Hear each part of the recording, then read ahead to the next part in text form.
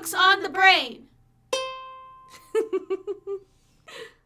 Hello and welcome back to Books on the Brain, a podcast of books and nonsense. My name's Danielle. And I'm Deirdre. And we are joined today by two special guests. And guess what? If you are watching us on YouTube, you're seeing them first. So you should go watch us on YouTube. Welcome to the show, Jaysen and Kevin. Woohoo! Yay! Yay! Yay! I'm very happy to hear. Speak. Welcome. How's everybody doing this fine Monday? I sound like a Muppet. I'm so sick. Sound like a Muppet. I'm doing great. Jaysen, how are you? I'm great. It's a good Monday. I don't often say that about Mondays, but today was a good Monday. Yay! I feel like, Oh, what? Sorry. no, I was just gonna say I feel like Mondays are like that day where I'm still like on the weekend mode in my mind. Fair. Yeah. Well, we lost a whole hour this weekend, so I think it makes sense that you need to take a whole day to recover. Yes, exactly. I think that's how the math works out. Absolutely. It's true. It's very bizarre being on an off schedule from literally any other person that works because Monday is my day off. Mm-hmm. And so it's nice having Monday as a day off because I don't really have to deal with Monday things. But at the same time, Monday just as an idea does feel the same whether you have the day off or not. Monday is a concept. My Monday was filled with elementary kids doing music. What a time. Are you a music teacher? I am a drama teacher. I'm in my PS2, so my professional semester 2. So that's why I'm sick. It's because I'm in an elementary school where kids cough at face level with you when you're sitting on the ground. Yep. It's Gross. delightful. It is gross, and they fart a lot, so much. They fart so much. Kids fart so much. So specific. You really make me want to be a parent. Thank you. I know, right? That's literally all I talk about is like, all my other friends have placements in high school, and they're like, oh my gosh, all this stuff, and I'm like, well, today a kid farted, and I had to explain that everyone farts for like a 15-minute conversation that everyone farts. So it's an important lesson. Isn't there a book, Everyone Poops, or something? Oh, I'm sure there Probably. is. Absolutely. Maybe I should read that. Maybe I should write my own book. Everyone farts. Make $1 million. $1 million. You would make $1 million. Yeah. The next children's book. Everyone farts. I love that. Okay. Question 1. This is a tried and true question here on Books on the Brain podcast. What TikTok sound is currently stuck in your head? I don't have an answer currently. So I'm floundering. I mean, for me, it's the Ceiling Song by Lizzie McAlpin. Yeah. That's like constantly in my head. So romantic. It's good. Yeah. I feel like it's either that song that plays when they play, oh my gosh. You know that TikTok where they have Pedro Pascal and Nick Cage. Oh yes, that song that plays, but I can't stand that trend at all. And yet somehow that song I love it. I love it constantly. It's and I so also funny. I haven't even seen that movie, so I don't know. I swear it's like every other TikTok. So there's that. And then the one that's from Cars, where he's like, Lightning McQueen. You know, like that one I feel like is. And I think that's super cute. That I feel like, I don't know if that's stuck in my head, but I always like when it comes up because it's always super cute and wholesome. Nice. I think in our last episode I talked about the Pedro Pascal Nick Cage one, and it is still stuck in my head. And also the one that's The Last of Us. I did think it was from The Last of Us. And I was like, Nick Cage isn't in The Last of Us, Deirdre. My favorite scene in The Last of Us when Nick Cage and Pedro Pascal journey across America. It's the best part. Sorry. But then the one that's looped back around is the Aristocats sound of the goose ladies walking. Dun, dun, dun, dun, dun, dun, dun, dun, dun, dun, dun, dun. Yes. Oh, yes. Oh, is that what that's from? Yes. I've seen people in It's when the comments two- say it's from other things, and it drives me crazy. It's from Aristocats. The two lady geese stumble upon the cats so and they funny. walk with them to the city. Whoa. That's when people were doing like the blanket trend, right? Yeah. Yeah, totally. I'm gonna cheat because I don't have a sound stuck in my head, but I do have a TikTok I just sent Deirdre that made me almost throw up. I was so upset. I don't know why it made me so upset. It's this woman on TikTok who takes books and makes them into like resin art pieces, which sounds good, right? So it's a copy of Twilight that she's put in sparkles in resin with like a flower in it. That made me like, I was like, I both have never wanted something more in my life, but has never wanted to like never touch something. Like it was the duality of like, I need it, but like, I don't ever want to see it. It was so strong. No, I felt the same way when I saw that video. I was like, what does it smell like? Like, does it feel weird? And it like kind of gives me the ick. Yeah. Yes. At the same time where I'm like, oh, it's so cool. But also I feel like just being in the room with it, I'm going to get like poisoned or something and just like be out. It made me want to drop my phone. Like I just felt super icky. I was like, it's where it like turns into a crystal, Jaysen. Oh yeah, like, yeah. crystal. Okay, so yeah, I've seen that. I think it's also just the video. The video is like kind of dark and not, so it just looks kind of like I think it's not even just hands the thing. in I think resin. if you saw the thing in like nice lighting, it probably would look really beautiful. Maybe. Because I've almost pitched that video like 80 times, but then I watched the video and I'm like, no. You're like this poor small business owner. I don't want to roast her. My favorite were the comments. And somebody was like, if you do Akatar, the girlies will go crazy. And I was like, this is too funny. Leave Sarah Janet out of this. Leave her out of it. Although, Kevin, I didn't say this before the podcast started. We were talking about Throne of Glass briefly, but that's how Deirdre and I met, was through reading a buddy read of Throne of Glass. Throne of Glass. I remember that. Way back in the day. Way back. What'd you say, Kevin? Did you like it? Yeah. I've been very open on TikTok about how much I enjoyed reading the Throne of Glass series, but I've also been open about my critiques of the series. Kingdom of Ash sucks. Well, I don't know what happens. So I will say bad finale book. It's a partial slay. I think what I enjoy about it is that like it doesn't take too much thinking and you're not very confused in like the fantasy world, and so it's just really easily digestible. Absolutely.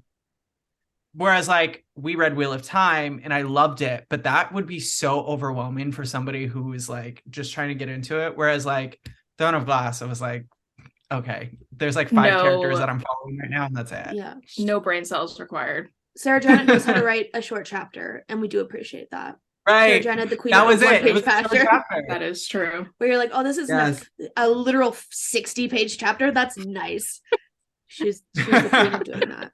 We appreciate that. I'm reading for one of the book clubs I'm in. We're reading a book called Our Share of Night, which is it's a horror book. I don't quite know. I don't think it's about vampires, but I think it's kind of in that vein. But it's like a very slow build. But the chapters are literally like I'm not sure how many pages. I would say at least they're like 120 pages each chapter. Like when you listen to it on audiobook, each chapter is like 7 hours long. And there's like maybe 6 or 7 chapters in the whole book. And so the book is really good, luckily. But when I opened up that audiobook for the first time and hit play and looked at that, I was like, well, that's gross. No.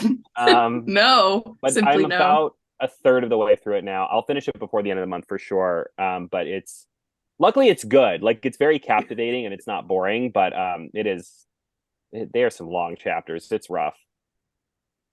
I could literally never. I'm so proud of you. I could literally never. Long chapters. Oh my god. And there are nice little stopping points. Like there are little like page breaks and like little places to stop where the story shifts and change. So there are places to like take a rest, but yeah, it's a toughie. Mm-hmm. I was reading the second book in the Daughter of No Worlds series, and they throw this chapter in at the end of the book that is an hour long in the audiobook. And I didn't realize it until I was listening to it on my way home from work. And so when I got home, I started doing my skincare But then the chapter was still going, and I was like, I have to have been listening to this for at least 30 minutes. How long is this chapter? And I still had 20 more minutes in the chapter. I was like, this has to be a joke. My gosh. It has to be. And I was like, no more long chapters. Deirdre, was it your video I saw that said the second book wasn't as good as the first? No, I really liked the second book. There was somebody video I saw where they like raved about book one, and then they were on like book two or book three or something, and they were like, it's only okay now. And I was like, oh. But I know everyone's talking about I really liked the whole series. I just finished the third book a week and a half ago, and I really liked the setup of two, because book one ends and you're like, I need to know what happens, but then they take you on like a slow build. Yeah, the one critique I saw when I was talking about book one was somebody was like, I couldn't get through book two because they like do too much to the main characters, like emotionally and physically. And I was like, honestly, I think they do more to them in 3 and 1 than they do in 2. So I was like, if you can't make it through 2, don't read 3. Fair. Fair. All right, Deirdre, your turn. Okay. Another staple question here on the podcast. We love hearing about our guests' journeys to Booktok, since that is normally how we've met our guests. Jaysen, I don't know if you want to go first, since you've been on here and probably told this story a million times already. And then Kevin, we can hear your story for the first time. Sure. Yeah. So my story, which I have shared before, and I probably shared it last time I was on the podcast. I don't know. Probably. I would think so. Who knows? So I had been doing for the company I was working for, which is a skincare company. I had been doing a lot of like Instagram videos. This was pre-Reels, so this was like just posting videos in like normal posts, which at the time was like not really done. And so I was posting videos, kind of like advertising our products in our store, and then I kind of got recruited into sort of like, if you know what Sephora Squad is, sort of like that, but on a smaller scale.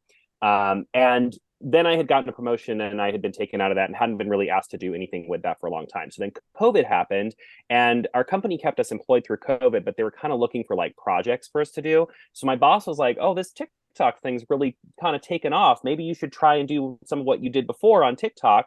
And then, you know, we can show it to them and maybe they'll be like, oh, maybe we should try doing some stuff on TikTok. So I made like 2 or 3, I think maybe 3 skincare videos of me doing like, oh, this is my routine, or this is a skincare tool I use, or this is my eye cream, or whatever.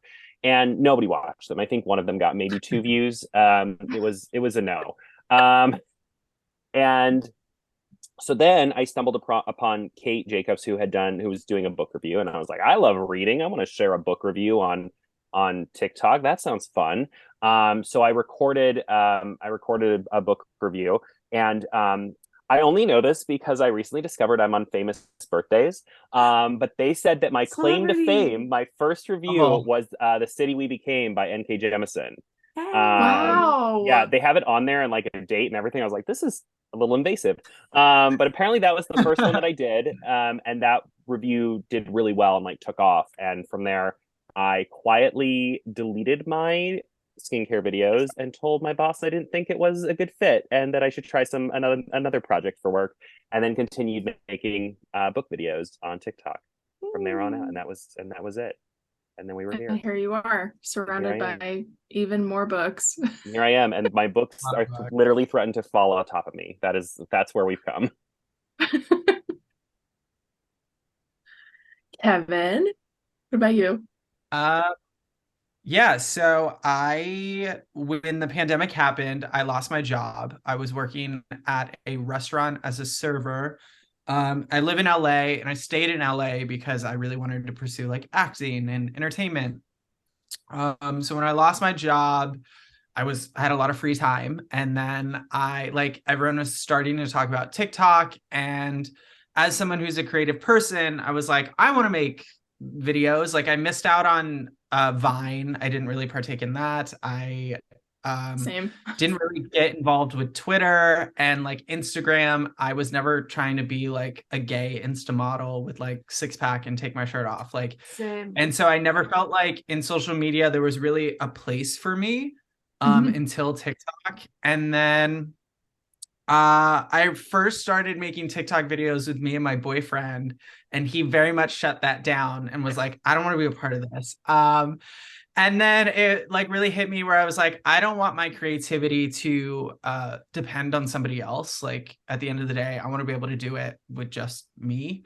And then I was like, but what do I want to make content about? And then I remember seeing, I don't know who was like the first book talker I saw. I feel like maybe Jaysen was one of them. And then I was like, oh, people can make videos about books. That's cool. I have a ton of books. I love to read. And then I was like, what kind of books do I want to talk about? And then that's when I was like, oh, I really want to focus on LGBTQ plus books because I didn't really have those growing up. And those really helped me come out because I didn't really have anyone to talk to. So it was like, what gay book can I find that can like help me understand myself? So I essentially just wanted to create like an online resource where people could come discover books and cut out all that guesswork that like I had to do when I was trying to come out. And I made like a gay video with books, gay books. And then I went to dinner with my mom. And then the next day that video had like 50,000 views, and I'd never received like that type of engagement on TikTok before. And I was like, oh, there's something here. People are really excited about this as much as I am. And then I just started making videos, and now it's led to kind of where I am today. And now I work full time as a content creator, creating like content for other brands. And that's been a lot of fun. Nice. That's my journey in the book world. And now I'm like doing Instagram stuff, and I love Instagram. I'm all about it. I laughed. It took Kevin a second to come to Instagram, but we got in there eventually. I was like, I don't want Instagram. I don't need it. I'm all about TikTok. And then TikTok turned into a B. And so I'm like, you know what? Instagram, here we go. To be fair, they both have their struggles. Oh, yeah. There are trials and tribulations on both of those apps, but I feel like Instagram's a lot like with stories and everything, like it's a lot easier to engage with your audience than I find on TikTok because Instagram, I know people who follow me will see my stuff, whereas TikTok, I don't know who the hell is going to see my videos when I post them. So it's a lot more community oriented, I feel, than TikTok. I think probably around the time you started, Kevin, I would say TikTok and Booktok specifically were still community oriented. Like once you started creating content, it felt easier to create and maintain a community. But at this point, because it's gotten so big and the algorithm is like, nobody knows what the hell is going on. I find it to be so much harder to maintain those like community connections on TikTok. I feel like I'm doing more of that on Instagram. Agreed. Yeah. Exactly. I feel like on TikTok, I do have a little bit of that community going, but I think a lot of it is coming from, I do a lot of live streaming and a lot of the same people show up for the lives. And, you know, it's like, oh, hey, how's your day going? You know, there's that. It's less, I'm seeing that less so in my like just general comments. It's more like, you know, the kind of the same crew shows up for live streams. And so that makes me feel that little bit of community, but I agree, like Instagram, I mean, you see a lot of the same people commenting on your stuff, commenting on your stories. You know, you feel like, oh, there are people that are seeing my stuff every day, and they're you know, they're excited to see what new thing I have to post today. Yeah, agreed. I love hearing about people coming to Booktok. It's my favorite, especially because we're going to talk about the GQ article.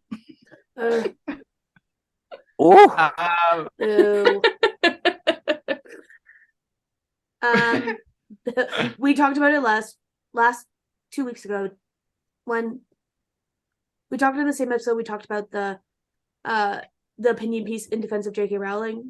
We yelled, screamed. There was a piece in defense of J.K. Rowling. Kevin, in the New York Times.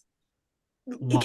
How did you not hear about I've upset my this? cat away from slumber because my heart rate raised. And the cat woke I'll up. send it to you, What Kevin. was that? It was rough. No Yeah. one told me. You could listen. How did listen you to the not book report know? if you wanted to listen to me talk I about had it. no I would. idea. I remember once there's a queer author I love. Like his books are so good. And then he was like defending J.K. Rowling on Twitter. And I was like, I can never read your work again. Like, one, you're disgracing our community by going against us. And two, how dare you? But I didn't know there was an article. It was this whole thing. Yeah, it was published in February. It was this thing because J.K. Rowling's coming out with a podcast that she's on that was called The Witch Trials of J.K. Rowling, which, like, okay, J.K. Joanne, you have a moat enough from you. But she, and it's hosted, you'll love this, Kevin. It's hosted by an ex-Westboro Baptist Church member who it's just, it's very like, oof. It's deep, baby. Why can't she just shut her mouth, cash her check, and like fade into the darkness? It's because people won't let her. It's because people are like, nostalgia. And I'm like, that's how I feel. She just likes to run her mouth. She does. Well, yeah, because she gets attention. Yeah. Anyway, if you want to hear us yell about it, leave it in the comments. We'll do another episode. I'll talk about it how many times. We'll have him back. I don't know if I can do a part 2. That was the part 2. That was part 2. I just keep bringing it back because I keep wanting to yell about it. Speaking about things to yell about, great segue, Danielle. What is the prettiest book you own? What is the prettiest book you own? And Deirdre, I know you have a special answer because you got it today? I just posted my unboxing today. The broken binding. The broken binding. They're in my living room. They are literally the prettiest books I own. I haven't even had a chance because I filmed the unboxing, I edited it, and then I went straight into working my thesis today. So I haven't even had a chance to just like hold them and bask in the beauty. They are so stunning. Like, I love the Illumicrate books I've bought, but each of them has like a tiny fault to them, like either in the edges or on the cover. And these, like, they look flawless there. I'm so excited to find a home for them and display them. I can't wait. Kind of nice. Deirdre, my answer is the same as yours. Twins. The broken binding, Priory of the Orange Tree. Why haven't I gotten mine yet? That's so weird. They're so beautiful, and like I like them more than the Illumicrate, and y'all know I love Illumicrate. I know you love your Illumicrate editions. I do. Those in Fairy Loot. Stand by. What did the Goldsboro one look like? Because I saw you're selling that one.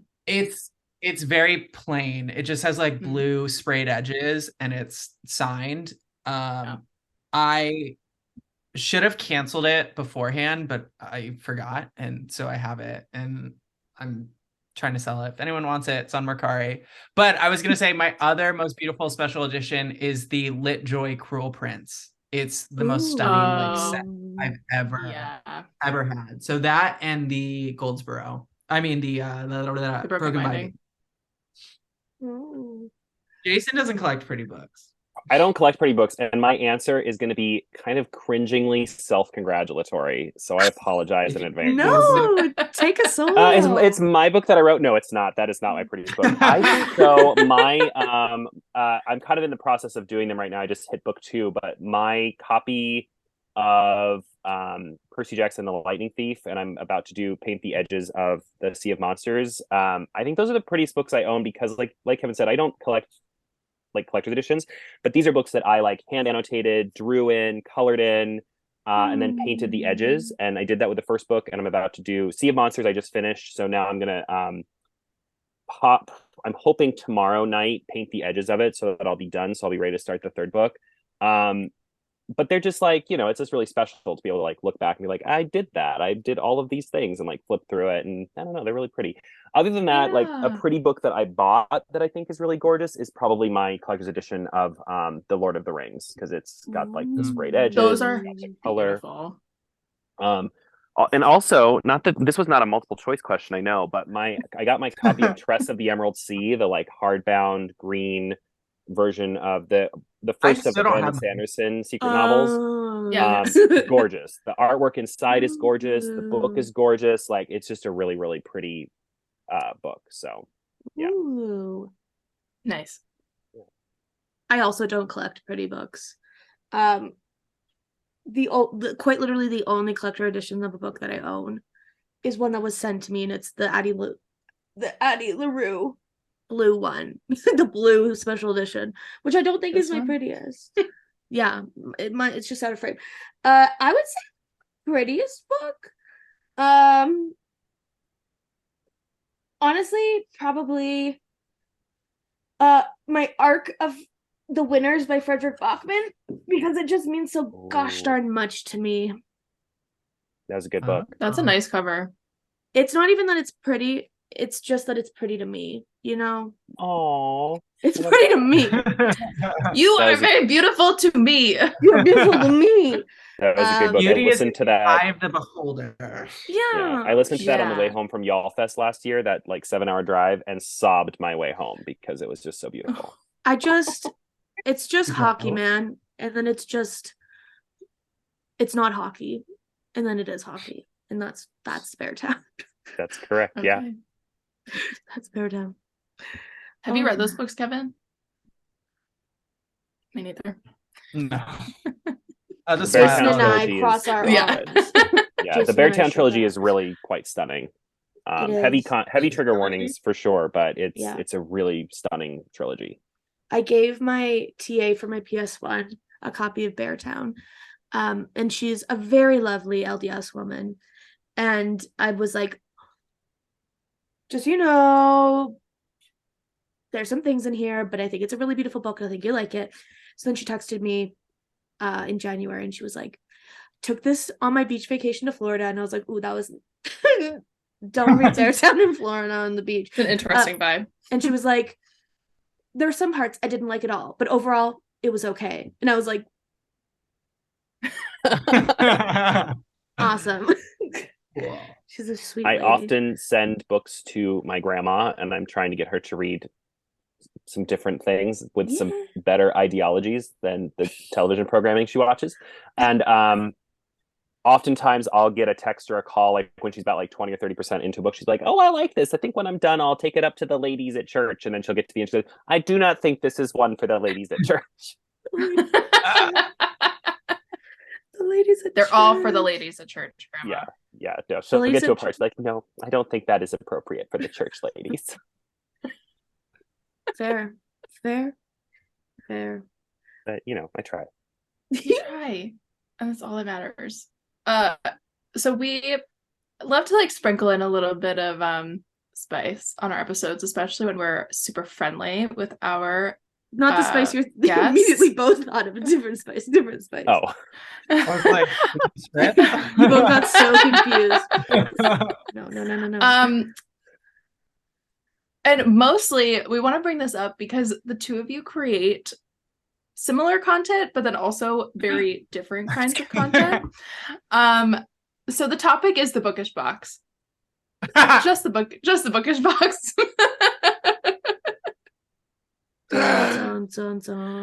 Because I'll have my lawyer's report. Are you allowed to talk about it? I think so. I mean, I never signed anything. I'll just, if you hear me say allegedly a lot, it's just in case they ever decide to listen to this. But they're too busy trying to catch up to like pay attention to anything else. And they're the biggest fans of this podcast, so they're for sure listening to it. They heard Kevin was going to be on. They were like, "Oh, right." 2 pairs of headphones. No, like 100%. Gotta listen. No, because you, Kevin, you create very thoughtful content that raises awareness and just like brings attention to the BS that they do. Whereas Jaysen, you're the wholesome dad of Booktok, and you throw in jabs every once in a while at things, but for the most part, you're like, I'll say hi in the comments, but that's it. Just, I'm here. At least that's the vibe I get watching both of your videos. Yeah. I love that. That's accurate. That's accurate. Yeah. Thanks. Well, I always say Jason's like the really nice one. And my content can be nice, but it could also be a little fiery. So yeah. I think what's funny is because Kevin and I have recently started doing a weekly live show on TikTok called The Novelty. And I think what's funny about it is I think Kevin and I both, we think about that, right? Like Kevin is a little more feisty and I am much nicer. And that's like kind of my brand is like niceness. And Kevin's brand is like, if you mess up, I'm coming for you. And what I think is funny about that is I think when we do our show, I think sometimes I come off as the more opinionated person with like the more to say. And Kevin is like the whole time, like, I love you all. You're all so wonderful. I love like people in the people are commenting, like, I just love you all so much. And I'm like, and here's another thing. That's very true though, Jaysen. That's quite interesting. Yeah. So I watching some of the episodes back as I post them on YouTube, I think about that a lot where I'm like, oh, I was fired up about this. And Kevin's just like, oh, peace and love. You're all so beautiful. Do you think it's because you're live and you feel like there's like, because you don't get a chance to edit it, there really is like a filter kind of taken off? Oh yeah, definitely. I think I'm a pretty opinionated person, but I'm very careful and calculated about when when and how I share that. Which I think in the world of TikTok is sometimes important because it's very easy, especially when you have a big following and you are a, cis white man. I think it's easy to easily overstep into territory where you shouldn't be and where you shouldn't be the voice that is leading the conversation. And I mean, I say that as someone who's done it before, who has stepped into into conversations or put my foot into conversations where I was not in my lane, right? Like I shouldn't have been at the forefront of that conversation. And so I say this as someone who has hopefully, knock on wood, learned my lesson. But I think, I think when we're live, you get to see a little bit more of the real ness. But also I think that Kevin and I, because of our friendship, maybe bring out those different sides of each other a little bit too. I like to think that as well. I make you opinionated. I don't know, you make me like more fired up, and then hopefully maybe I make you nicer. I don't know. No, you do. Like, well, because like I'll like Deirdre had mentioned, sometimes we'll create similar content, and it's really interesting for me to see the different approaches we take and how it's received. And your content, Jaysen, is very wholesome and very sweet and very nice, and people love that. And then sometimes I think because I'm outspoken about certain things, people begin to expect me to always be outspoken and to always post about like when that girl made that video about not liking her LitJoy set, everyone's like, what am I going to say on it? And I'm like, I have nothing to say in this. Like I've like had great times with LitJoy. I'm not about to join a conversation that doesn't really involve me. Yeah. But I think because I've always been outspoken, people just kind of expect that. And I think when I'm going live, it's a great opportunity for me to show other sides of myself that people may not always get to see in my videos. And that is, for the most part, I do think I can be kind and like I want to like show love, like, because I feel like when you make videos, it's like you have to have a hook and you have to just like get straight to it. Live really gives me time to just take a step back and show my appreciation and just talk with people. And so I think that's why there's the difference like in my content and when I go live. I think we also sometimes drink when we go live, and so drinking probably brings out the more feisty side of me, and it brings out the nicer side of Kevin. So he's probably. I think last week I had a margarita, so there's always like some. There we go. It might be bad. So thank you. Thank you for bringing up the novelty show. I'm going to move up one of our questions because this is sort of a collaboration between us and your show. What made you want to start Novelty, and what can viewers expect either if they go back and watch previous episodes or if they tune in the future? Oh, okay. Well, I don't know. That's it. It's a nice long question for you. We both know the answer, so it's like I don't know who wants to take what. Yeah, I mean, I'll say what kind of started it. So we really wanted to do a podcast together, and I think when we looked at what it would take to do a podcast, like, you know, setting up a time, recording, coming up with our topics, and posting that to podcast places that you post a podcast.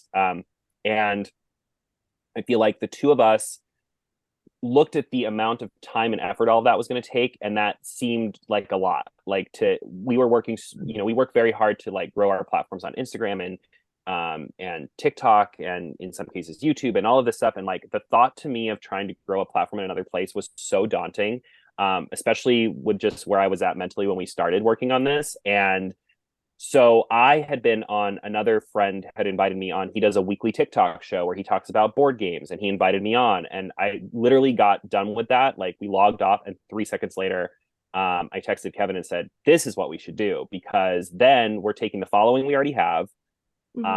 They know where to find us because they've already found us. And then we can just take that, you know, download it, upload it to YouTube, and use that same content. But then we can do a live show where people can interact and answer questions. And at the time, we had recorded our first podcast, and we basically like scrapped that to do this instead, because we just thought it would be a more interactive, just a better fit for us. You know, I think we both really wanted to do a podcast, but then when we looked at it and we looked at timing and we looked at all that, I think doing a live TikTok show that we could then just take that content and upload it somewhere just made a lot more sense for us and our schedules.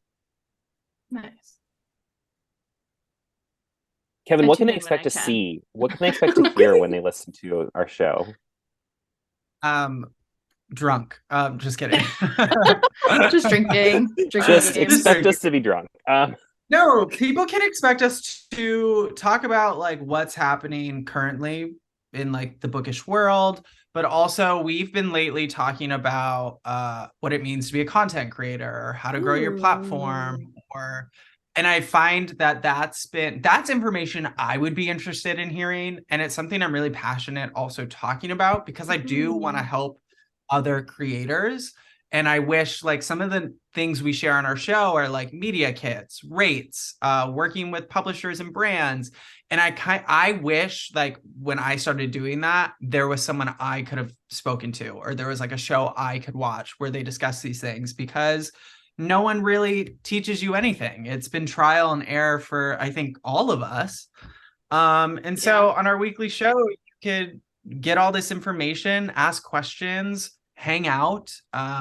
It's nice because we've been seeing like some of the same people come back and bring questions and bring topics, and it's always a good time, especially with live, because in true TikTok fashion, you never know who's gonna join, and you don't know who might be watching, and so, which could either be good or bad, we'll find out. But I think it's fun, because one of my main goals with my platform, and I think Jaysen could relate to this as well, is just I want to build community. And I think it's a great way for community to come, talk, and all hang out. Hence why I always tell everyone I love them while we're on live. Yeah, I mean, it's so nice. I love that you do that. I think my favorite, and you brought this up too, my favorite section of our show, which is not something we would necessarily have been able to do had we done something pre-recorded, is we always make time for questions, right? Like we always make at least 10 minutes, if not more, to take questions. And through that, people are really able to engage in a very like, you know, positive way to, you know, if we've been talking the whole show about how to set your rates, how to work, how to, you know, propose to a brand, how to negotiate with a brand. People really have a one-on-one, like where they can say like, well, what about this? Or I struggle with this. How should I approach this? And it's just been really rewarding to be able to answer those questions like right there and then, and kind of help, you know, other creators of various sizes kind of get answers to questions that, like Kevin said, I think we all wish we had when we early on. In our time, some of the answers we give, I wish I had the answers to now, because they still struggle with some of it. I know, 3 years in, I'm like, what am I doing? Also, for everyone listening, we meet on TikTok live on Wednesdays at 6 p.m. California time and 9 p.m. Eastern time. Yeah. Nice. Yeah. We And do our it show- Danielle or Deirdre time because I don't know the difference. I'm like, is it Danielle time Yeah. or Deirdre time? It's Deirdre's 9 p.m. Deirdre time. Thank you. And we try to keep it to an hour too. So we try not to like go on and on. We really like try to keep it like short and sweet so that we can talk about our topics, stay on topic, get what we want to talk about, take some questions, and then call it so that people are excited to come back the next week and do it all again. I love that. Yeah. That sounds Yeah. awesome. It's fun. It always sneaks up on us too. We're like, oh, it's Wednesday. Literally 15 minutes before the show, we're usually like, what are we talking about today? The great thing about the book world like, is that today? there's always something to talk about because people are always Doing being something. ridiculous on the internet. So there's always something worth talking about. Correct. This is true. Very true. Great. My brain is. I'm so tired. I'm so sorry. I was like, I don't have a question, so I don't know. My brain. I'm like, my brain's like hard restarting. There goes my light. It's okay. This is our middle of the show classic. Deirdre's lights go out. Classic tradition. We love to see it. Okay. This is a question I wrote because I think it's fun. Mostly because I was writing these questions when we were reading that silly little GQ article. And whatever. So the question is, why is Booktok important to you? Why is it important to the book community? Why is it important to the global community? It sounds like a Miss America question. World peace. World peace. World peace. My favorite date is. I feel like I really had to break up that question. Do you want me to do it one thing at a time? Yes, please. Okay, Thank here you. we go. You're welcome. Why is Booktok important to you? Okay, Booktok's really important to me because it's a community that really gave me a lot of hope and gave me like such amazing friends who I like talk to every single day, and like gave me a place to be creative and more importantly a place to learn. Like I feel I've grown a lot as a person in the last 3 years that I've been on TikToks, specifically Booktok, just like learning things that my privilege kind of blinded me to growing up. And so like being like made aware of certain things, I'm like, oh my God, I never thought about that, but that's so true. That's so right. I totally get it. And just, yeah, it's been such an amazing tool for growth, community, love, and just like hope. And it's given me so many opportunities that I am so freaking thankful for. And like my goal is just to find ways to give back to the community in more ways that they've given to me. Just, yeah. Kevin's gonna make me cry. Yeah, I echo everything that Kevin said. I mean, just the community of it is so special. Finding a place where I felt like I belonged, I think was really special to me. I don't know that I've ever felt so accepted in my love of just nerdy things, from books to games to shows to just all the stuff I talk about on my channel. I've never felt so welcomed. And that meant a lot because I never really felt that growing up. I didn't feel that in school. I never, even in my day job, I didn't feel that sense of like, this is where I belong. Right. And absolutely the community. I mean, I have made some of the most incredible friends, and I've met some of the most amazing people. I mean, 3 of them are right here in front of me on this call. Like the people that I've met through this little app where we talk about this, this little place where we go and we talk about books and make silly jokes and, lip sync, and and the fact that I've formed connections with people all over the world, I think is just so insane. Like if high school me, who wasn't even interested in getting like on like Facebook, could see me now, like he'd be so confused because it's just incredible to look at what we've created as a community and built, and the bonds we formed with people that we never would have ever known existed if not for Booktok. Ew. Yeah, just add on to that, Jaysen, because something you said is very true, where it does feel like the first time I've felt at home somewhere. And it was the first time I've ever created art openly gay.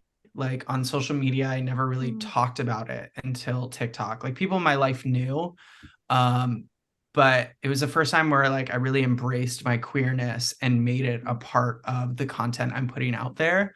And then just to have that received positively from the book community has been wonderful. What about you, Dee? What's been important to you?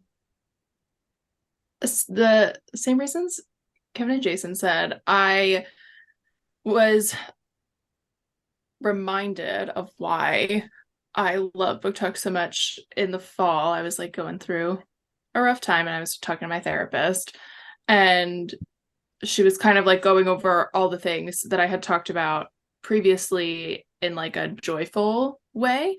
And she was like, "Are you still like creating your book videos?" And I was like, "Yeah, I am." And she was like, "Because I just remember that I must have talked to her about it like in 2021, probably." She was like, "I remember you just being so excited about it. Like you just wanted to talk about all the friends that you had connected with, and making these videos really seemed to be a way for you to see yourself and others in a time where we weren't making physical connections with people, or like in real life, not physical connections sounds weird. But like being able to connect with people in real life. And Booktok really is the thing that came along at the right place and the right time in my life. And with the like looming situation of the potential TikTok ban, it's kind of making me sad that there is even potential to lose this space that has made me feel so safe for 3 years. Yeesh. I'm sorry. I don't. You could come to Canada. Come move to Canada. I know I have me. a place to stay. Yeah, I come live in Lethbridge, Alberta with me. Oh boy. Kind of fun. Kind of cool. Pretty cool. I think why TikTok is important to me. I think it is this perfect intersection of authenticity and like catalyst. So people are able to show their authentic self, but also there is a side of Booktok that does have influence, that does have say. My cats are literally screaming. You guys, please stop. Thank you. I can't hear them. Oh, thank God, because they're shrieking. So it's this intersection of catalyst and authenticity. And like for someone who I like to see myself as a disruptor, I'm someone who cares a lot about social justice. I'm someone that who really, especially like coming into the education field, I feel like I'm someone now who like sees these inequalities and these disparities, and I'm like, we can do something about it. And I think Booktok does do stuff about it, and that's something I love about the community, on top of the friendships, on top of the amazing opportunities and the cool things that we've gotten to do. Booktok can actually make change, which is not easy and not something that everybody can do. And I think that's really freaking cool that a whole bunch of like introverted people on the internet can like band together and stand and platform things that are really meaningful and matter, and show the public and like the dominant culture what is important to us and what needs to change. And those changes are actually happening, which is kind of slay. Kind of love it. Why is Booktok important to the book community? That's part 2 of this question. I feel like maybe book community and global community will group together. Why is it important for the bigger picture? I have kind of been thinking about this on and off since reading the GQ article, because I feel like ever since Booktok started, we've been like at odds with all the other online communities that are about books. Like, for whatever reason, this new platform popped up and everybody was like, screw you guys, who cares about Booktok? We don't. And it was like every other day people were like, oh, on Instagram they're pooping on us, on Twitter they're pooping on us, like, even though their friends are making content on TikTok, so make that make sense. But I think it came along at a time where like book Twitter had been around since 2009, Bookstagram had been around since however long Instagram's been around, BookTube rolled out at some point in the last 10 years, that the community really needed something to shake things up. And we have seen, like you said, Danielle, like meaningful impact in a way that is changing the way books are being shelved, books are being published, on a much larger and faster scale than it has in the last 10 years. Like, we constantly talk about, especially the four of us, I feel like talk about the diversity that is on Booktok and the POC community and the queer community and the visibility that both of them and the intersection of them have gotten because of diverse Booktok, as we like to niche ourselves. And for as much as like every article that comes out is like, I hear there's allegations that these things are happening, it's like, no, like I can walk into Barnes and Noble and look at the new books table and see books that maybe wouldn't have been picked up by a traditional publisher 3 years ago. Yeah. And the way things are being shelved feels different than it was even 3 years ago. Yeah, I totally agree with you. I think, you know, Booktok, for me, I think what's so special about it is the accessibility. When I think about, you know, let's think about Instagram pre-reels, creating beautiful pictures where you've perfectly lined up some sprigs of holly on a wood plank and you put the book. It's not super accessible, right? YouTube, even now, I don't think YouTube is very accessible. I've started creating YouTube content and it takes an insane amount of work. But, you know, and I mean, I guess Twitter is accessible. You go on, you talk about how awful someone is, and then you move on with your day. But Booktok is such an accessible way to show your most true self in a really authentic and pretty easy way, right? You know, at the end of the day, you don't need a bookshelf behind you. You don't need to own a single book. You can get on there and just talk about a book you read from the library, or a book you read as a kid, and you could do it. Some people will do it like in the dark, no lighting, just them and their phone, and it blows up, and it's huge, right? And that is accessibility, like that opportunity that anybody can get on TikTok, and especially Booktok, and talk about a book they love, and regardless of, you know, what you know you have at your disposal, as long as you have yourself and a camera and something that can connect to TikTok, you can upload your thoughts about it. And I think that's really special. And I think, you know, there's a reason, and I'm sure you guys get messages like this, but I get messages every day of people that are like, you got me back into reading. You got me out of a reading slump. You convinced me to try reading again, and I haven't read a book in 15 years. And I think that's just really special. And I think a lot of that comes down to that accessibility, because as accessible as it is for us to make content, you know, to make a 15-second video that a lot of people see, it's also really accessible to watch, right? It's much easier to watch a 15-second video that gets you excited about reading a book than it is to watch a 10, 20, 30-minute video on YouTube, or see a picture of a book and then have to read like a description and then read reviews. And seeing someone just talk passionately about a book they love for 10 seconds can make all the difference. And I think that accessibility goes both ways. And I love it for that. And the only other thing I'll say is, like, I always will think it's really special that, and you kind of mentioned this already, but that a group of introverts came together online using our phones, a very reader centric sort of thing, to scream at each other about books and get each other excited about doing this really introverted activity that doesn't really involve a lot of technology typically, right? I just think that's really special that somehow happened.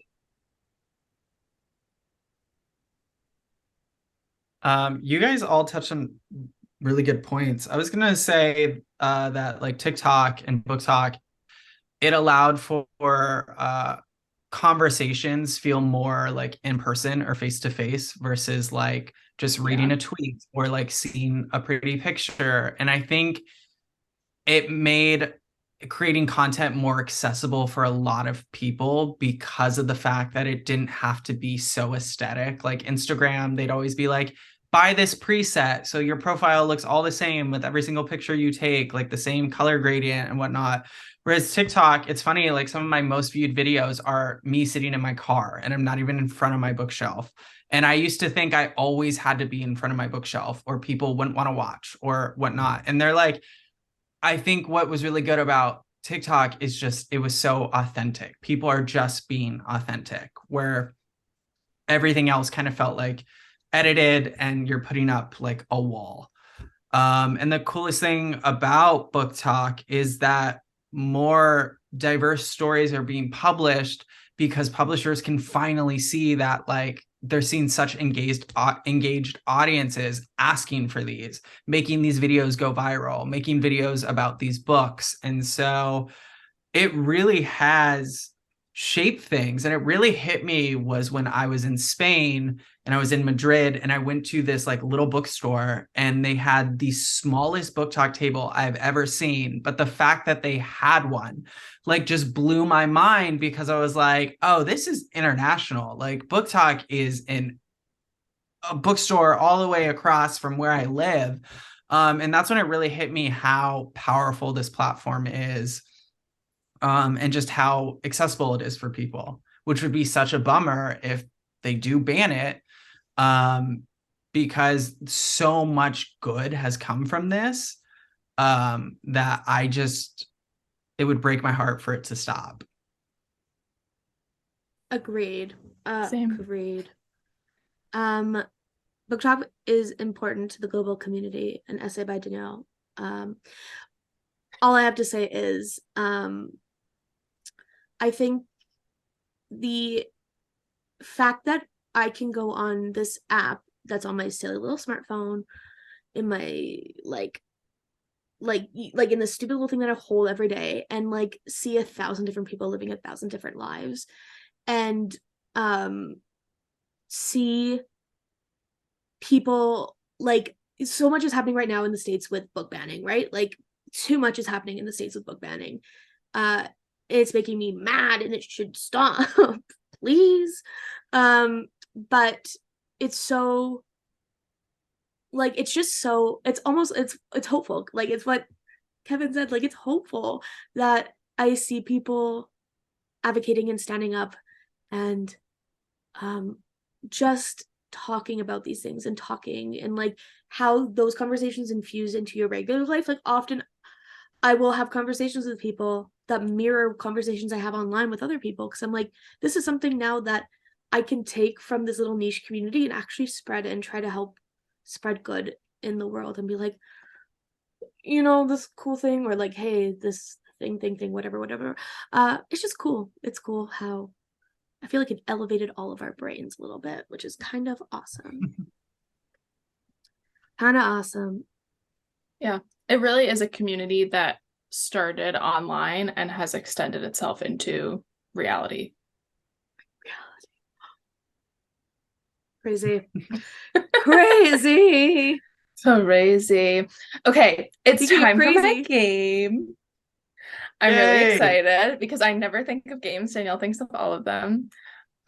So this is Who Said It. So I went through all 4 of our TikTok pages and I pulled out of context quotes, and you're gonna have to guess who said it. Kevin has disappeared from frame. Oh no! I'll get a guess. Teleported. Or is it like first come, first serve? Let's do first come, first serve.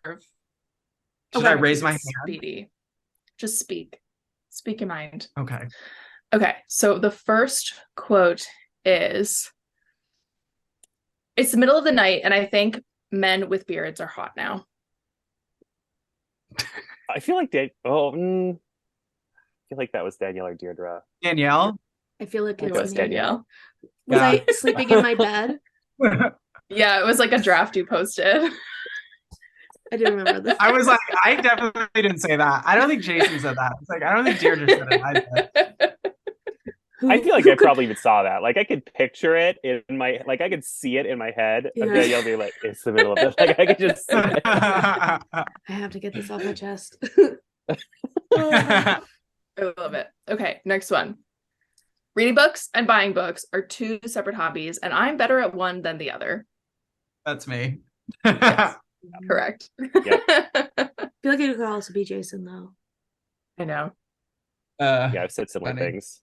I just copied Kevin's content. That was the Stop thing. I making was my like, own as I was content. going Oh through my them, I was like, God. oh no, we all say similar things. Don't give Jaysen ideas. He's going to take them. That's right. I'm writing. I'm like, for tomorrow's 18 videos. Okay, next one. Gotta be honest, I'm not invested in this story at all. Deirdre. Is it? Yeah, it's you. Deirdre. That sounds Yeah. like very Deirdre. Gotta be honest. Well, You gotta be honest. Gotta be honest. Booktok told me to read this book, and I wish I didn't. It was me, Was And I what book was it? and I sang it. Jingle. Oh, that's right. With the Guess ukulele. what? With the ukulele. Ukulele. Yeah. Man, What I a did not make time. these hard enough.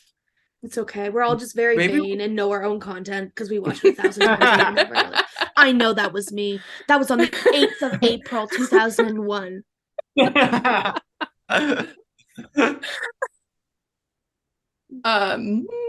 Which one am I gonna do next?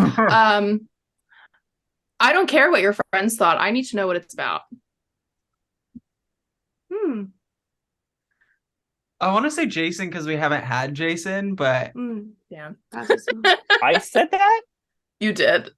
Who? You were Yeah, talking just- about how the backs of books don't have blurbs anymore. They have yeah. quotes from authors.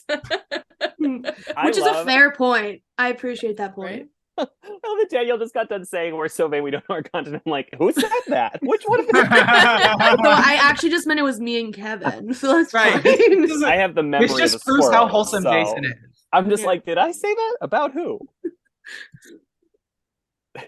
I am feeling particularly anxious. That's Jaysen. Sorry, Jaysen. I don't know if I've said it in that order though. Like I want to in say that way. Deirdre. Yeah, I think it's Deirdre. I mean, I Sorry, always Jaysen. feel particularly anxious, but I don't necessarily talk about it. It in like way. that. Yeah.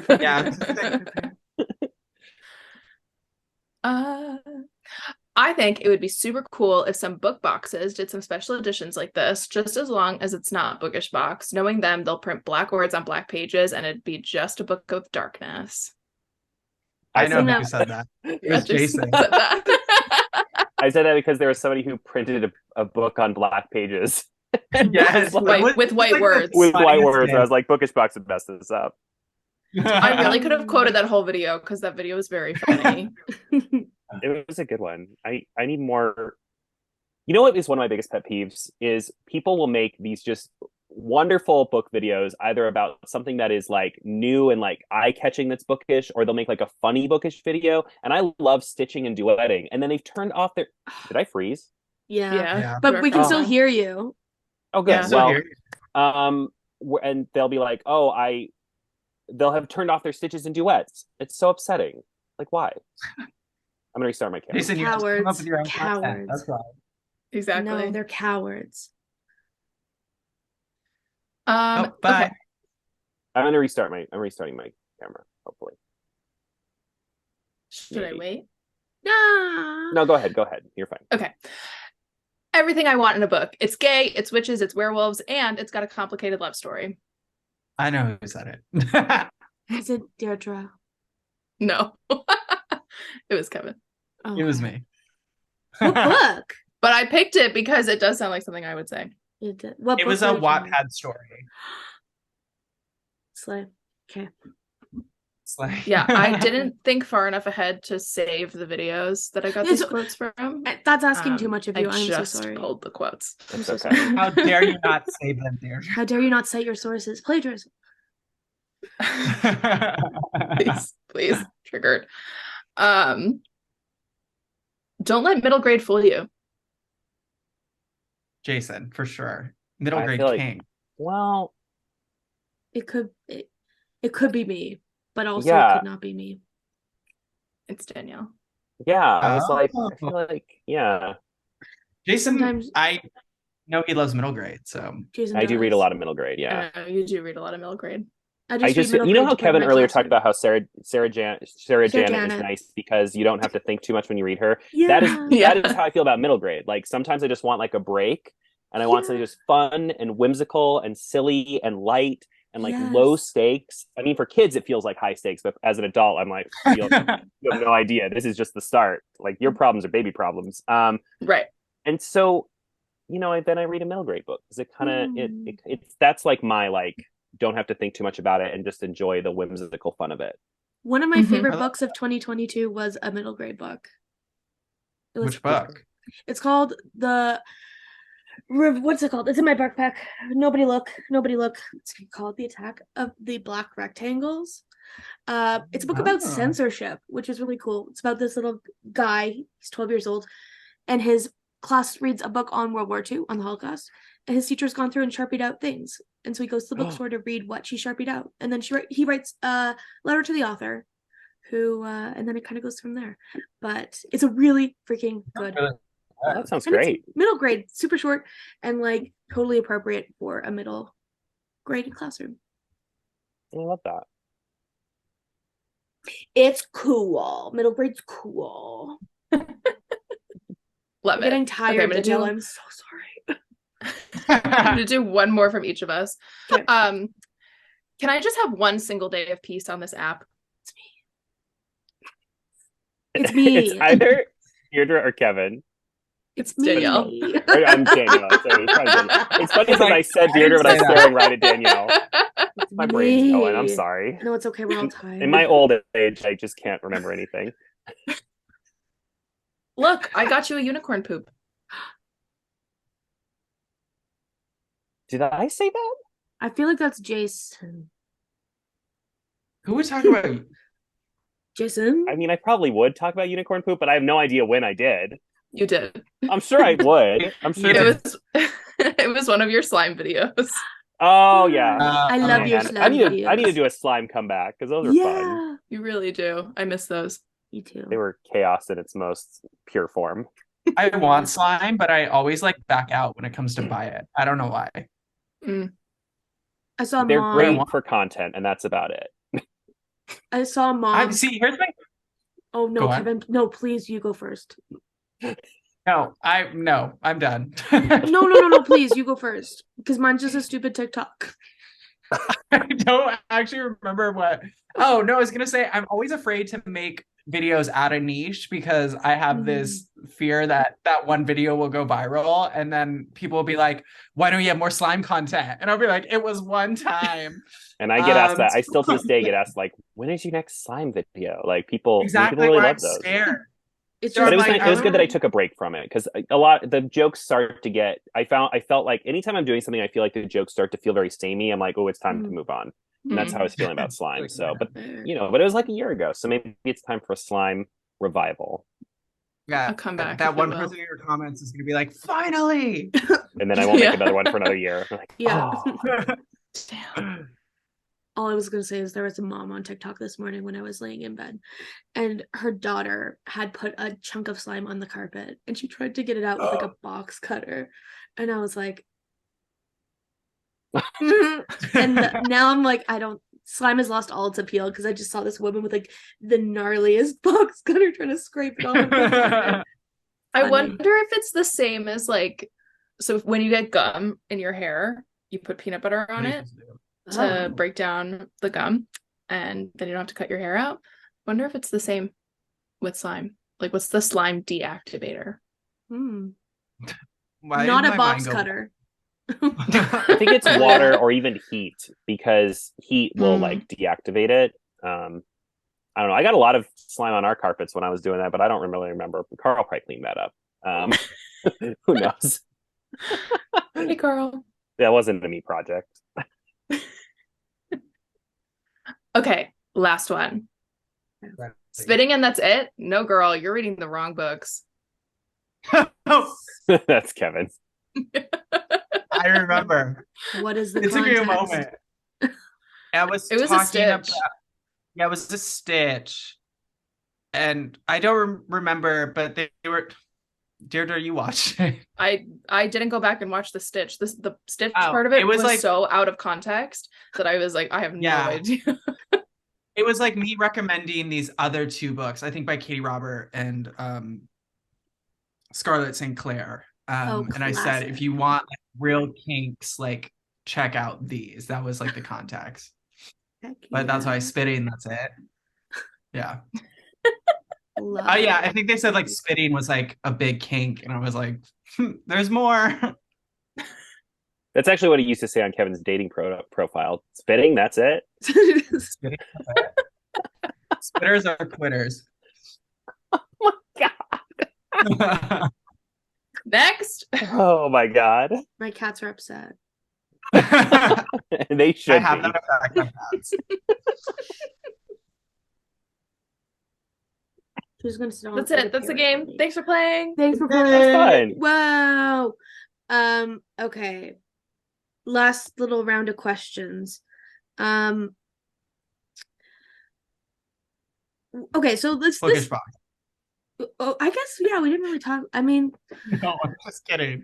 You're like Kevin's like, please, my layers are gonna kill me.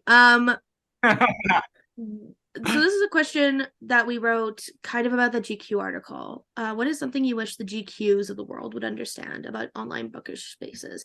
So the TLDR of that article, in case you've forgotten, or dear listeners at home, if you have not read it or not listened to our book report on it, was this man named Barry, his name was literally Barry, was like, reading on TikTok is now about the aesthetic of reading, not actually about reading. And was like kind of all grumpy, sad face meh about people wanting their reading to be aesthetic. So what do you wish you could tell the Barrys of the world?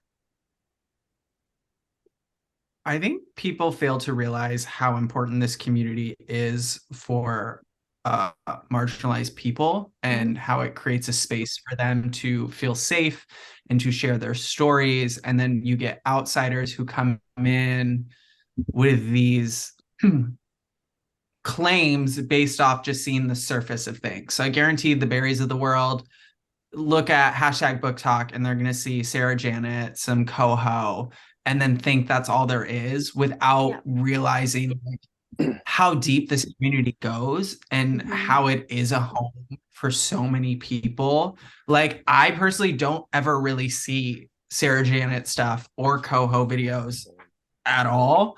And so when I hear like that's what people think Booktok is, I'm always so surprised, because I'm like, that's not the side of Booktok I'm on. Or even when people are like, it's the same 5 books, I can tell you I hardly ever see the same books. It's always something new. I think the most I'm seeing right now is A Day of Fallen Night, because everyone's showing their broken binding set, which I love to watch. But besides that, I'm constantly seeing new recommendations, and the Barrys of the world don't realize that or don't understand it. So it feels like crap when they come in and sort of shit on it. Because they're people who aren't in the community, also that may be the only article they read about us. And then they'll think, oh, that's all there is. And just like how people think TikTok is still just dancing videos, because they've never like done the research to like understand it's more than that. So it's kind of crappy, because like even in that article, did he interview anyone in the community? I don't like, you don't talk to anyone. Like, right. And so I was like, you don't even know what the hell you're writing about. And yet you want to pretend you're some expert to give us like a label as to what we are and who we are. I think the thing that the GQ article did, and I've seen it in the New York Times article that Eamon and Celine were in, and a couple other ones, they want to boil Booktok down to a headline. So like for the New York Times, it was that people on TikTok are crying over books. That's it. The GQ article was that we're shallow. The article about Melissa's books, or book, I should say, was like, yeah, this was cool, but like, is it going to last? Like, is this community actually making an impact with this anonymous book? And I don't feel like any of these articles have really had much depth to them, in the way of the reporter actually doing journalism. Like, I think the New York Times one came close simply because it had interviews in it, but I don't think the conclusions and the stuff from the New York Times was exciting or groundbreaking. It felt like the interviews were just done because they had to do it, and they still were like, we're making this conclusion about this massive community. Because even in that article, I remember they only talked about how it was young girls that were making content, and I was like, that's not true. Like, there are adults making content, there are men making content, there are queer people that do not fit a gender binary making content. Like, you're leaving out wide groups of people that belong to this community. I also remember that article saying that like people were making thousands of dollars, and I think that's not the case for a vast majority of us creators. So, and not at that time, especially at that time. So it was wild to see that in the article, and I was like, who the hell is making thousands of dollars? Like, I've not seen anyone talk about that. Yeah. But they painted, I was like, Eamon, if you're making thousands of dollars, congratulations, girl. You have to tell us. You have to tell us. But they like painted it out in that article that you're right, that it's only young girls and that it's only people crying, and then they're making thousands of dollars to cry on Booktok. Yeah. And it's very calculated framing, right? The framing of Booktok as these communities that are seen as lesser, right? These oppressed groups of like young women, and we know like the narratives that young women get in media, or like people who are over emotional, these things that are used to control and like control narrative specifically.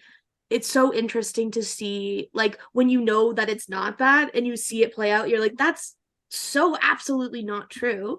But when people are talking about like the Coho girlies of the world or the Sarah Janet girlies of the world, and those are the books being popped up that are the most popular 5 books or whatever, blah, blah, blah. It's just used as a way to like cast a judgment or bias on Booktok, which I think is really annoying, and I do not like it. I think, especially with these articles, to me, they often feel like, if you were a person walking down the street and you looked in the window at like a support group meeting, you would easily be able to look in that window and be like, oh, what are they even doing? A bunch of people sitting around in a circle drinking some coffee. Nothing going on there.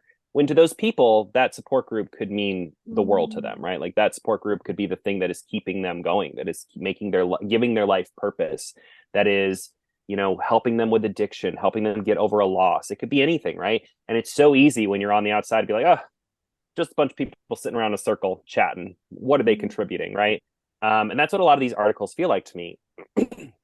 I think really what I would want the berries of the world to know is more of a technical aspect, because I think a lot of the misunderstanding, I think part of it comes down to wanting to create a headline that'll get people talking, right? Yeah. But I think also a lot of it just comes down to people not understanding TikTok, right? Like, they don't understand that there's an algorithm at play. I mean, even people who use TikTok don't seem to understand that you get more of what you watch. We always say that people who say, oh, I only ever see the same 5 books are telling on themselves, because if you're only seeing the same 5 books, it's because you're only engaging with the same 5 books, right? Mm-hmm. That's why you're seeing them, is because you have told TikTok, I want more of this. Please give me more. And I think, a lot of the people who come into this space who are assigned, you get assigned an article on Friday. Hey, we want you to write about Booktok and we need it to do next week. They log on, they look up Booktok, they watch the first 10 videos, they're like, okay, I got a pretty clear idea. When really, it can take up to a month or 2 to really find your place and your niche in Booktok and follow the people that you enjoy, and finding the side of Booktok that you enjoy the most. And that's true of any side of TikTok. And it doesn't just it comes from how you interact with content, and a lot of it's going to be hard to replicate from a reporter standpoint, because it really comes down to how you as a person on a subconscious level interact with the content you view. And it's hard to replicate that as a reporter, to try and get into the world that as we see it from a Booktok perspective. And I think a lot of them just don't understand. Like you try to be like, oh, well, there's an algorithm at play that brings you to the kind of content that you enjoy, and they just don't get it. Like a lot of the people who are writing about Booktok don't understand the simple fundamental technology aspect of that. And so they can't begin to understand that there's this deeper world, because they don't even understand how the like really important but simple infrastructure piece of that works. You know what I mean? So I wish more of them would get that part, would understand that we're not going to be able to get a clear view of this in a week or 3 days or however long we have to write this article, simply because this algorithm is not going to bring us that deep into this in that short amount of time. Good point. Especially if you're not interviewing people to supplement the things you're not seeing. Right. Exactly. Ding, ding, ding. But tell me more about making money crying. I would like to. Yeah. I know, right? Point me in that direction, please. Oh, man. I wish. I feel like I put myself crying on the internet too many times. Yeah, you just cry for free. So before we get into our current reads, we have one more question for you. What is something that happened recently that you would like to scream about? It could be a Open joyful forum. scream, or it can be a hateful scream. It doesn't even have to be book related, just something that we can celebrate with you, or with you, whatever that is. I mean, I have mine, but Jaysen, go first. Well, when is this going live? Next week, next Wednesday. Yeah.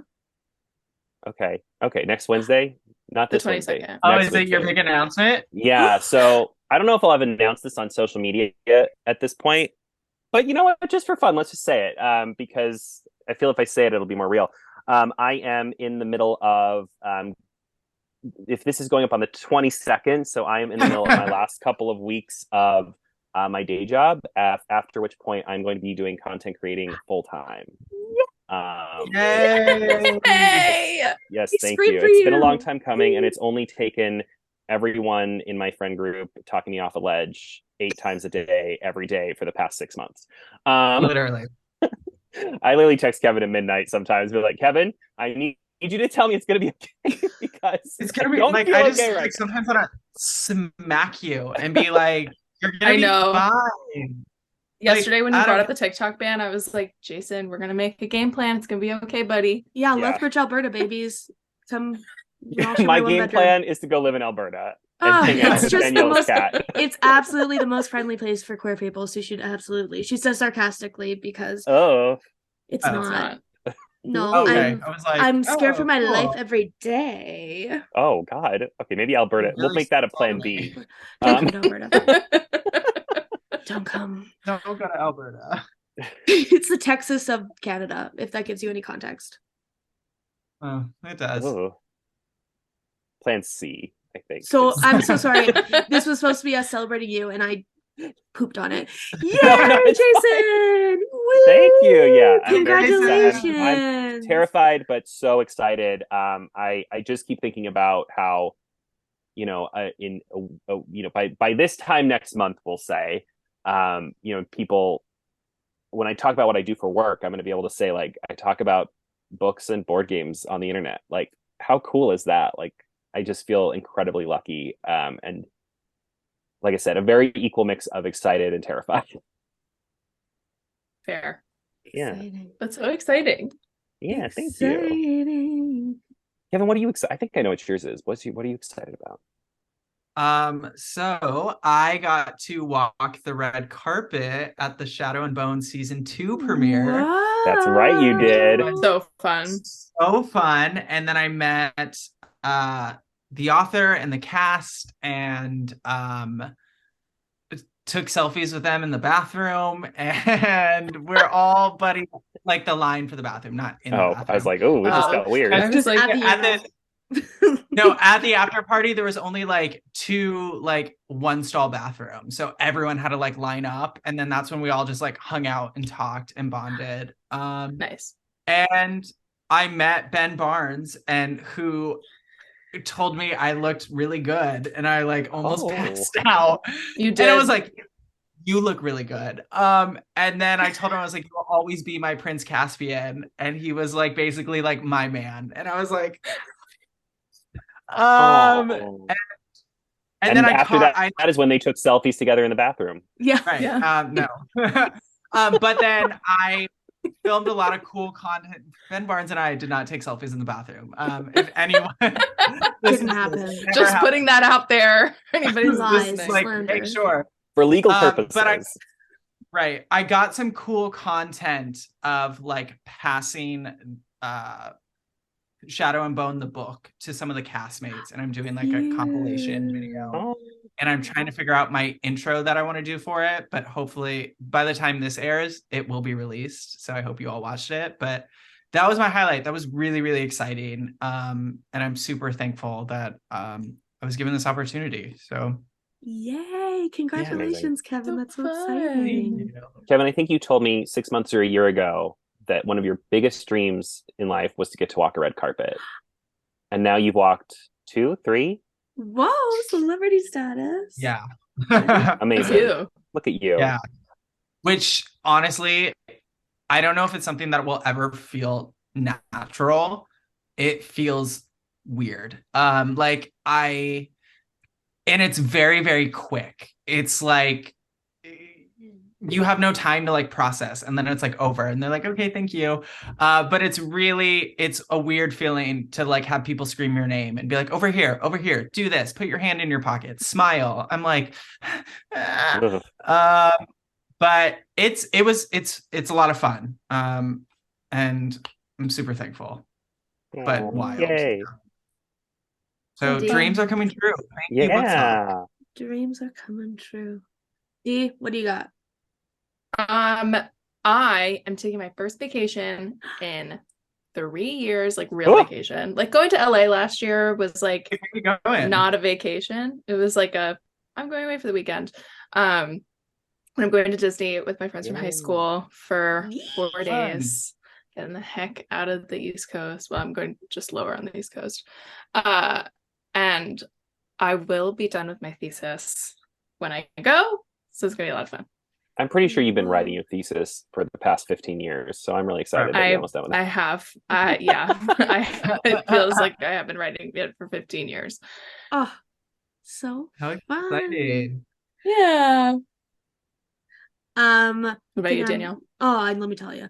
I'm sorry. Are we screaming or screaming? You're screaming. Okay. Although I know my like monotone deadpan face might lead you to believe otherwise. I'm very excited about this. I had basically I'm just getting to do the thing I love the most in the world, and I'm just feeling very grateful. I'm doing an elementary placement for fine arts for my teaching degree right now, so I get to teach music, drama, and art to kindergartens to grade 5s. It's just like the best thing ever, and I love it so very much. But specifically, I get to do unit planning, which for anyone who's not a teacher is like, but for a teacher, like. So I'm doing a puppet unit with my grade 3s. I'm doing an improv unit with my grade 4s, and I'm doing a collective creation devised theater unit with my grade 5s. And today, this is such a specific moment, but it makes me so happy. I was doing my Puppets Around the World PowerPoint because I love talking about puppets and puppets around the world and how different cultures have very different kinds of puppets. And it's just freaking fascinating. And kids love puppets. But kids love puppets. But there was one specific, I found a Indigenous First Nations theater company that did puppets outside in Calgary and also in Lethbridge, which is where I'm from, Calgary and Lethbridge. So I was like, these people are Anyway, so they do it outside and all their puppets light up. So it's the buffalo and the trickster, and it's like the story of the buffalo disappearing and then coming back. And so I asked the kids, I'm like, why do you think nature's so important in this context? And they were like, because it means a lot to them. And they just had really good answers. And I was like, I just have so much hope. And I just love the future. Kids are great. And also theater is such a great vehicle for kids. Anyway, I just love teaching. Oh, I love that. Love teaching. Minus the that's so farting, but nice. it is what it is. Oh, yeah. It comes with the territory, I guess. It does. Farts included. Farts included. Oh, that's so amazing. Congratulations. Thanks. Well, Congrats. everybody. So many good Congrats on a things to good scream lesson. about. Everyone else is like, all these amazing things. I'm like, I taught about puppets today. Oh, but that's fun. Look how much joy it brings you. I It brings me know. exorbitant amounts of joy to talk about puppets.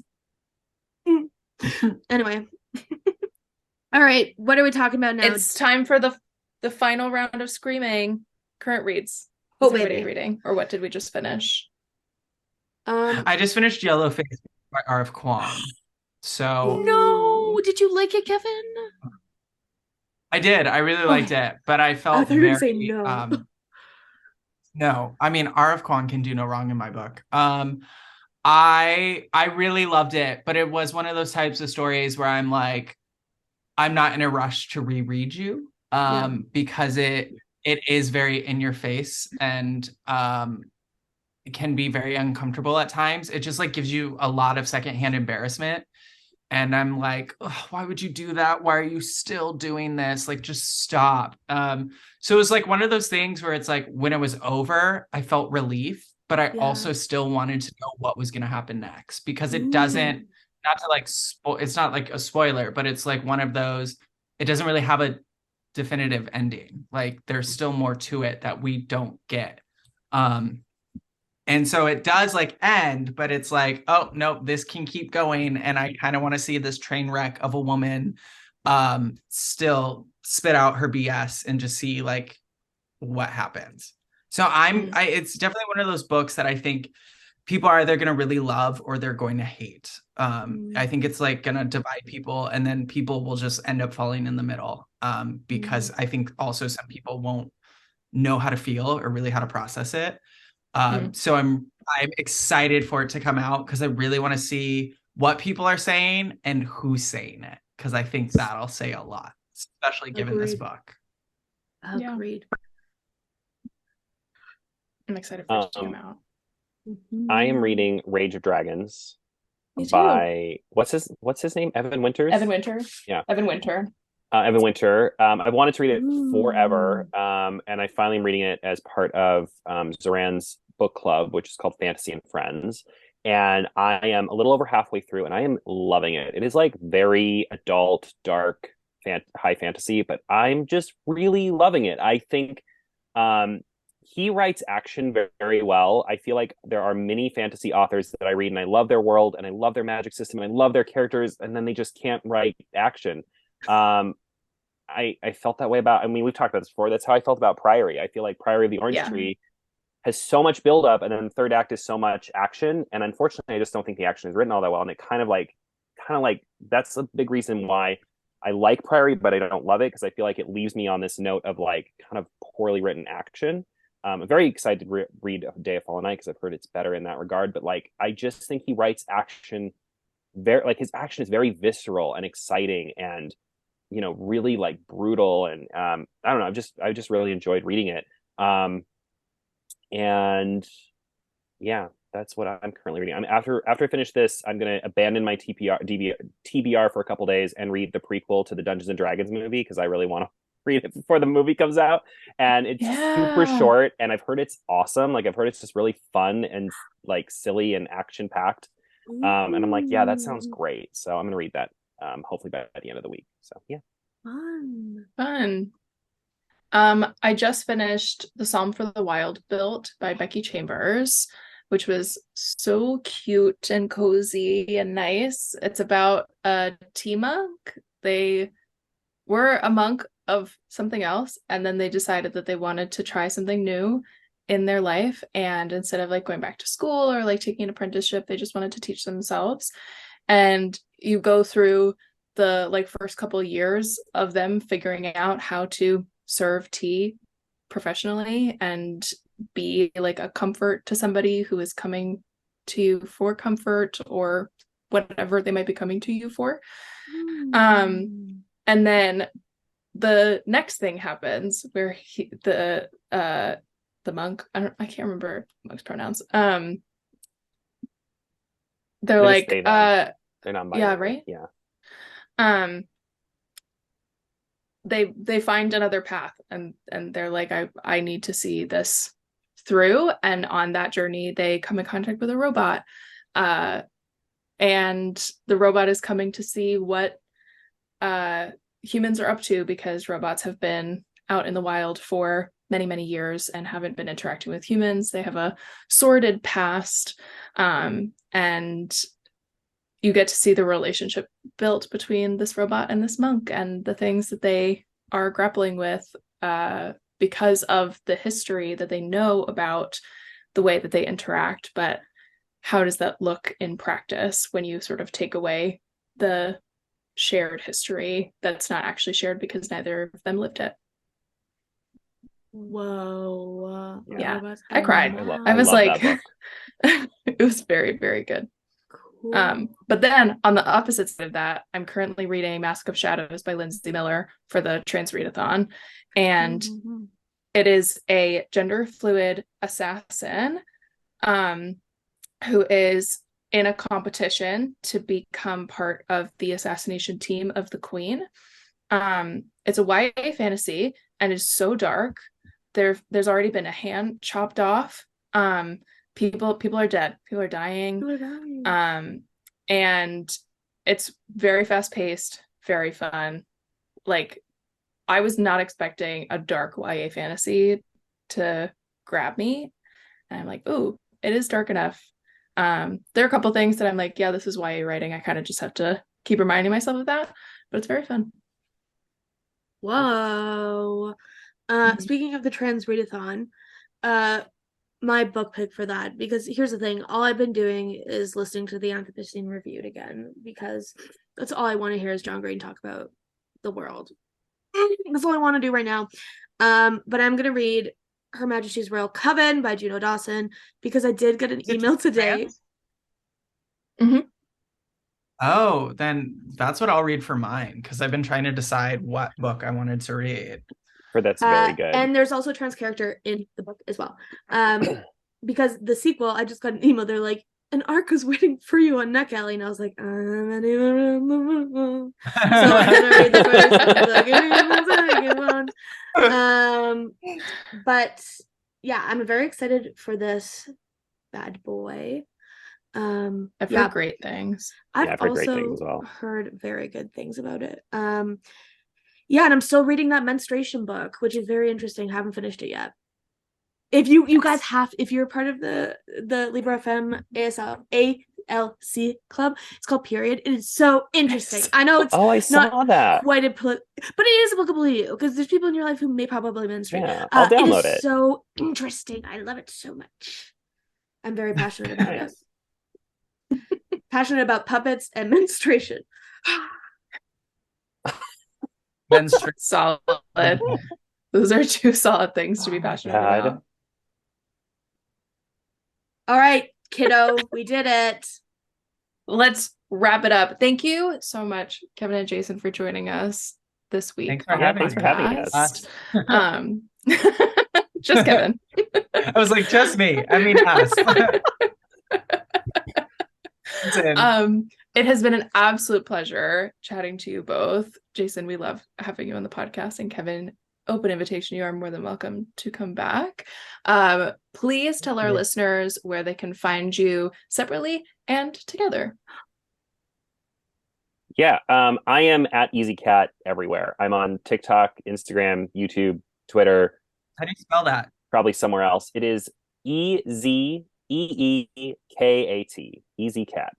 And our weekly show you can watch from either of our channels live on TikTok, but we also repost it afterwards on YouTube at the novelty. So T spelled TEA. So at the novel TEA. Yeah, and Kevin. Thank you, Jaysen.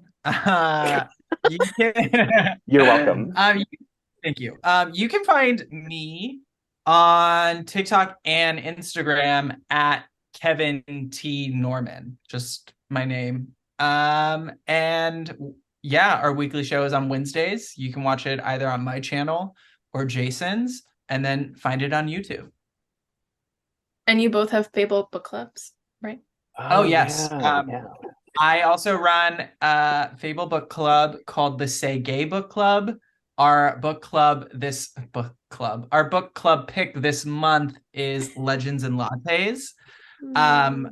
I do want to read that book, but it wasn't the one I wanted to win, but my book club chose, and that is what we're reading. I really wanted Dowry of Blood because I really enjoyed that book and I wanted other people to read it. Book. But they went for Legends and Lattes, so I'll throw Dowry in another time. We'll make it happen.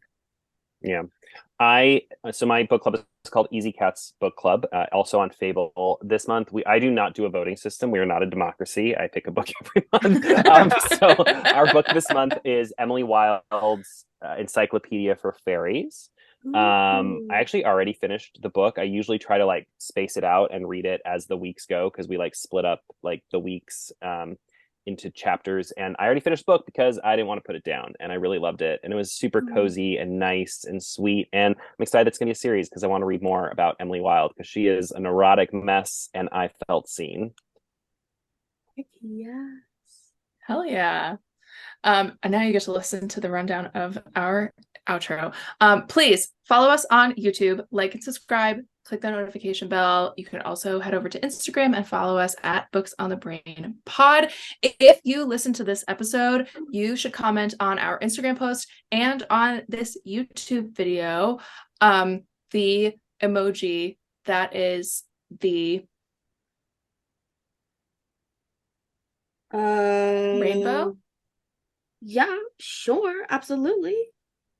Yeah, do the rainbow. Yay. You can also, it would mean a lot to us if you would rate, review, and subscribe on your favorite podcast platform. We are on all of them. You can also follow us on our personal accounts. I am at Deirdre Rose Morgan on Instagram, TikTok, and YouTube. I'm DJ Bugs on TikTok, Instagram, and Pinterest. Follow me there. That is it from us this week. We hope to chat to you in the next one. Bye. Bye, bye, bye, bye, bye, bye.